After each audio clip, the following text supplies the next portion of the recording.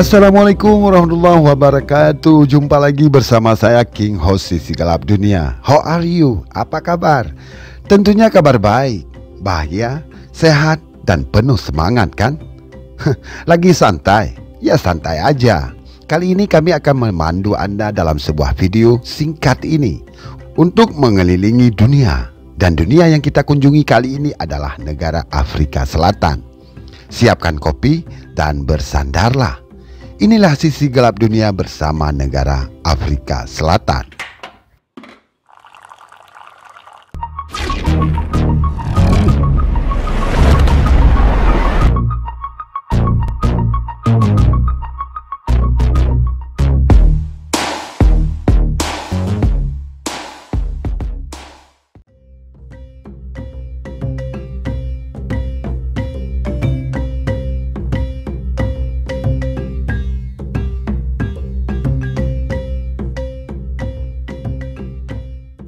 Terlepas dari berbagai penyebab dan persoalan dalam kesejahteraan dan keadaan ekonomi ratusan juta orang di dunia, 10% dari populasi dunia masih hidup dengan kurang dari $2 per hari.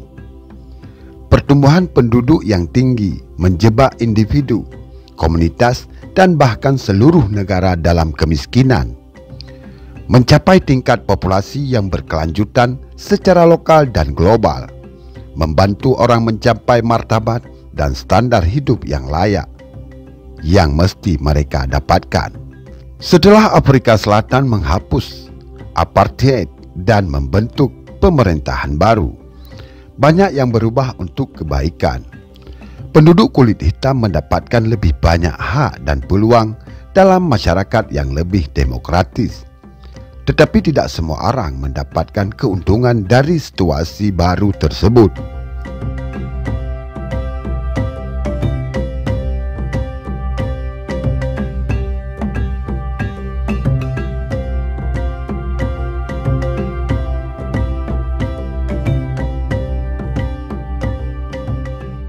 Kemiskinan warga Afrika Selatan baru adalah kisah beberapa keluarga kulit putih yang kehilangan pekerjaan dan jatuh miskin sebagai akibat dari perlakuan istimewa terhadap orang kulit hitam yang dilakukan oleh pemerintah setempat. Mereka dikenal sebagai orang kulit putih yang malang, sebuah kelompok yang hampir tidak pernah dibicarakan, tetapi jumlahnya meningkat pesat beberapa tahun yang lalu. Dan mungkin juga sampai sekarang masih meningkat. Mereka tidak mendapatkan dukungan keuangan dari pemerintah untuk mendapatkan sebuah pekerjaan yang layak bagi mereka.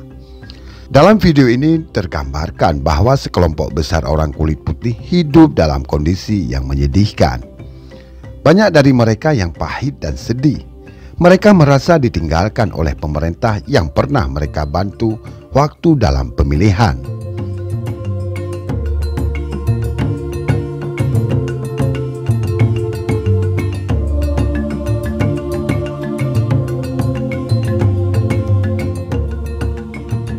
Sebagian kecil dari penduduk kulit putih Afrika Selatan hidup dalam kemiskinan yang serupa dengan banyak penduduk kota praja kulit hitam di negara itu. Mereka bergulat dengan masalah yang sama. Bahkan untuk mencukupi kebutuhan mereka, mereka berani menjual jasa. Jasa yang dimaksudkan di sini adalah jasa jalanan atau jasa ranjang.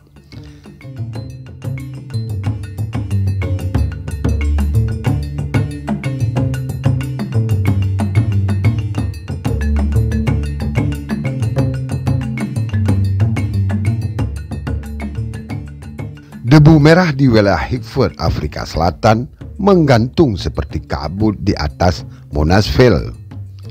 1 jam di barat laut, Johannesburg, anak-anak tidak menggunakan sandal di kaki bermain dengan apapun yang mereka temukan di depan gubuk tempat mereka tinggal. Orang dewasa yang menganggur duduk di bangku di depan gubuk mereka. Saat matahari panas mereka baru masuk ke dalam. Hanya itu yang mereka lakukan tiap harinya. Bagi banyak orang, kondisi kehidupan belum membaik sejak negara itu mendeklarasikan kesetaraan undang-undang pada tahun 1994. Like Dufresne, pendiri proyek bantuan keluarga Afrika Selatan, SAFRP, mengatakan bahwa kebijakan yang dirancang untuk memperbaiki ketidaksetaraan yang dipaksakan selama beberapa dekade tidak memiliki tujuan yang diharapkan.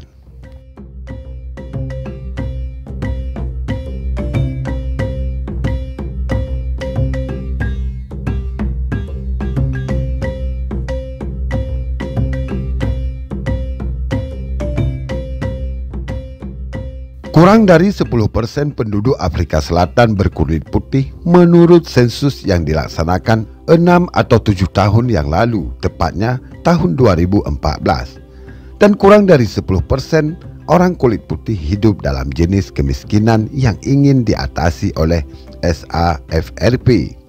Jadi tidak mengherankan bila Dufresne mengatakan bahwa ada sedikit kesadaran tentang masalah meningkatnya kemiskinan warga berkulit putih. Sementara penduduk kulit hitam menerima semua perhatian dan bantuan dari pihak pemerintah. Dufresne menjelaskan ada hampir 5.000 pemukiman informal orang kulit putih di seluruh Afrika Selatan. Kekesalannya terhadap pemerintah tampaknya hanya dikalahkan oleh keinginannya untuk memperbaiki kehidupan masyarakat.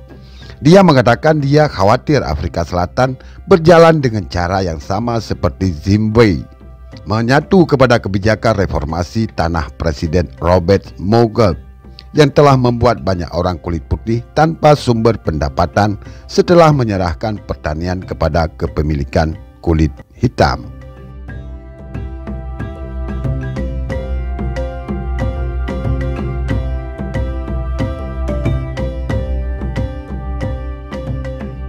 Kesimpulannya adalah pemerintah Afrika Selatan bersikap pilih kasih dalam memberikan pelayanan antar warganya yang berkulit hitam dan berkulit putih.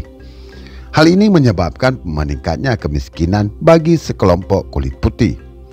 Sebuah lembaga yang peduli akan hal ini terus melakukan upaya untuk menyadarkan pemerintah.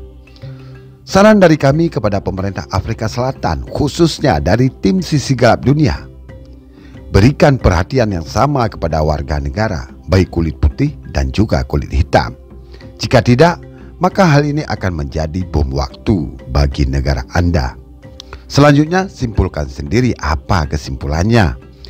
Terima kasih telah menonton video ini sampai selesai, dan sampai jumpa di video-video berikutnya.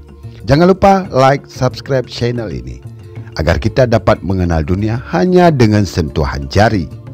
Selamat melaksanakan aktivitas dan sehat selalu. Wassalamualaikum warahmatullahi wabarakatuh.